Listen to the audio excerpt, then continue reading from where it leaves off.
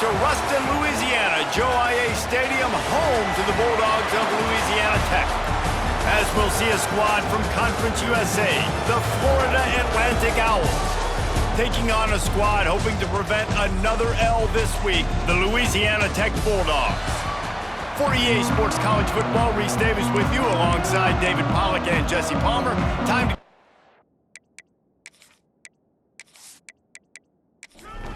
Louisiana Tech will kick it off and will be underway. On the move from inside is 5. Not a lot of space to be found. Good hustle by the coverage team, and they stop him at the 21. So Florida Atlantic's offense will have the opening possession of the game. Let's take a quick second to call out some of the impact players their coaches mentioned in meetings this week. Anything you guys heard that really resonated with you? Yeah, I love when coaches talk about guys that bring it every single day. Like, that we can depend on them. They can get other guys lined up. They're always motivated. They're always being a great teammate. These are the guys that coaches love. And big-time players make big plays in big games, right? These are the guys that have to play well if they're going to win games like this. It'll be interesting to see what they do to... Nowhere to go, and the ball is loose. Defense covering it up and not letting the offense get it back. It's a turnover.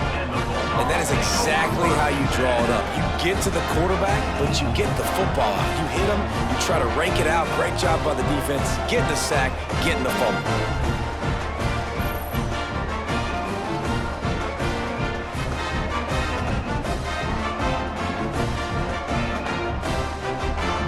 Couldn't ask for better starting field position for this offense. Running back searching for a hole. And maybe he'll get back to the line of scrimmage, but no more than that. They got nothing on the last play. It's 2nd and 10. Looking for a man. It's Baker. He's got the tight end. Didn't pick up a lot there. Moved it forward just a few. They've got to come up with a big play on this 3rd and long. From the gun, wants to pass. Touchdown, Louisiana Tech. Snagged in the end zone to give them 6. And it's so underrated. The relationship between a QB and a wide receiver, the timing, the ability to know where he's going to be and be accurate with the football, that's what leads to nice touchdowns, Jesse. Well, and the chemistry between these two guys has to be great when you're throwing into the end zone because coverage is going to be tight. The throw might not be perfect, but this is something these two guys have been repping in practice over and over and over, and it's paying dividends now on game day. And the PAT makes it 7-0. Quick strike offense on that 3-play scoring drive. And the finisher, an 18-yard touchdown throw. On the run from inside his own 5. Not a lot of space to be found. Good hustle by the coverage team, and they stop him at the 21.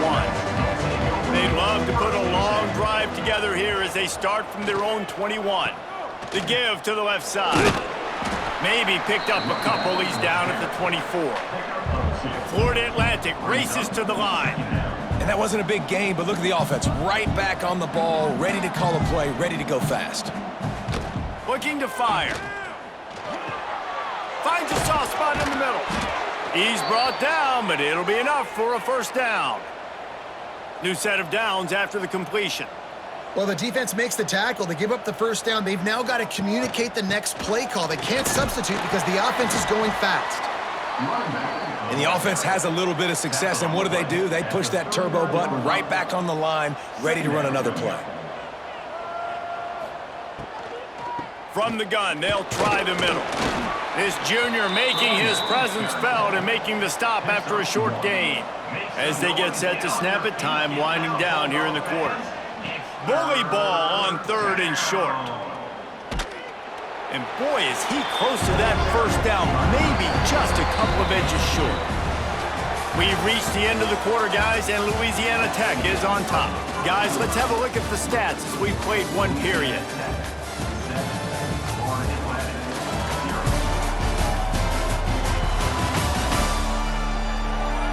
Lots of time left, and we're ready to get back to it and open the 2nd period. Florida Atlantic decides to punt it away. They'll boot it away for the first time tonight. Puts a boot to it. Didn't see a lot of him in that loss last week. Only called on twice. Was looking for more running room, but found nothing but more tacklers. He's down at the 24. No reason to be in a big rush. They have some time here late in the half. Grabbed in the backfield. It's Wiggins. He's there to make the stop, and they threw it in reverse, losing yardage on that play. Brings up second down. Trying play action. Fires on the move. Catch in the middle. It's Wilkerson. They bring him down, but the big play will move the sticks. They'll take this lead to the 2-minute timeout and see if they can tack on a little more before the break. They'll leave it with him. And the defense holds firm. No pickup at all on that play. Got stuffed on first down. It's 2nd and 10. Going for it all. Makes the grab inside the 30. That is exactly what you want to do with a football. He's got it all the way down to the 15-yard line. Well, it's a second catch on the drive, and that's obviously a massive play for this offense, and he's starting to prove to his quarterback here that he's winning his one-on-ones, and he deserves some more looks.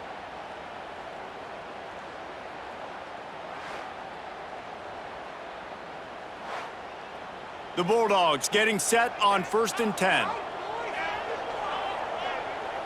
Sends it back in motion.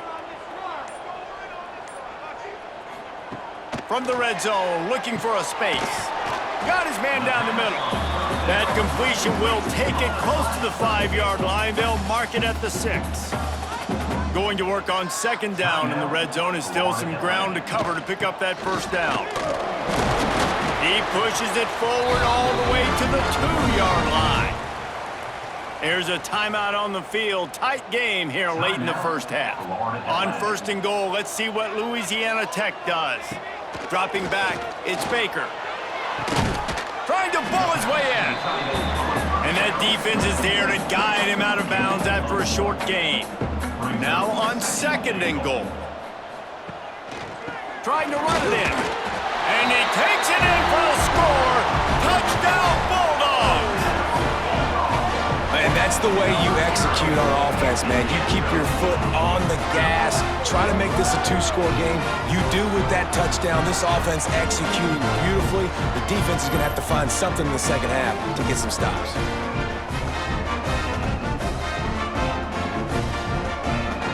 Lining up to tack one more onto that lead.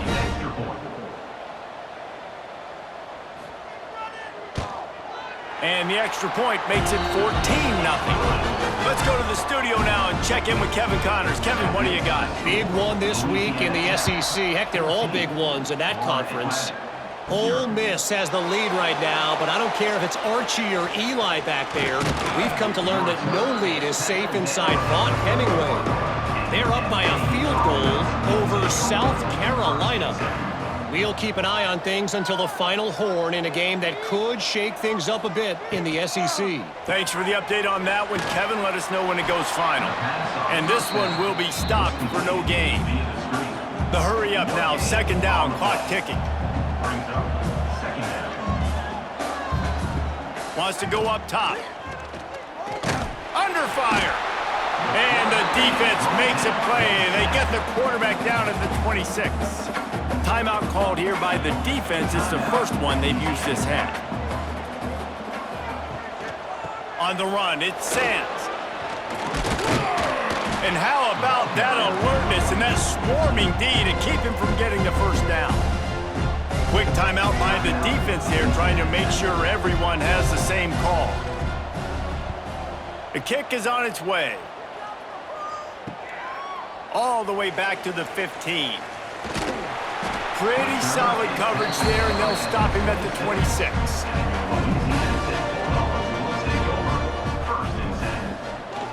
From the shotgun now, here's an inside give. Banging, slithering, whatever it takes to get that ball up to the 32. First half in the books. Time now to join Kevin Connors in our halftime update. Guys, after seeing that, sign me up for another 2 quarters there in Ruston.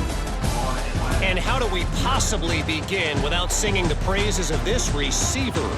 His ability to find gaps, run textbook routes, and then show that breakaway speed, he simply is the total package. How this secondary responds, whether they try to double-team him or get aggressive at the line, that'll be the story of this second half. And with that, let's send it back to the guys at the Joe in Lincoln Parish. Set to kick this one. He'll bring it back from inside his 5. Nice job executing all of the assignments as they put a stop to that return at the 22. Louisiana Tech has it back and the offense comes out ready to go to work. Gets it to him on the screen. Just what they were looking for to get this drive rolling there out to the 35. Offense working from the pistol. Off the play fake on first down. The short hands, it's Birch. That's about as close as you can get to that marker, and it will be second and just a few breaths away from the first down. An unforced error there. They don't get the snap off in time. Delay of game. Offense. That is a completely avoidable penalty. The quarterback just went into brain lock and lost track of the play clock. Looking to throw, it's Baker. Zings it complete to the right. And they knocked him down, but he got past the line to gain. Louisiana Tech back to the line with a fresh set of downs. The play action fake. And the defense picks up a sack, getting the quarterback down at the 44. Oftentimes with play action, you're asking the quarterback to hold on to the ball a bit longer, and you're asking this offensive line to hold up and pass pro a bit longer. Against this athletic front seven on defense, it's going to be tough.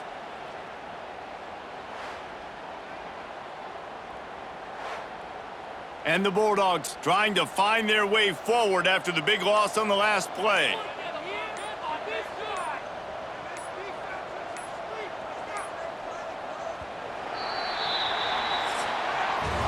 That's the end of the period. It's Louisiana Tech holding the lead. Let's take a quick look at the national rankings to see how this playoff race is shaping up.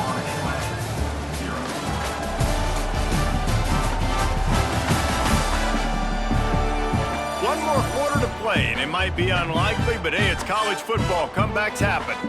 It'll be second down as we open the final stanza.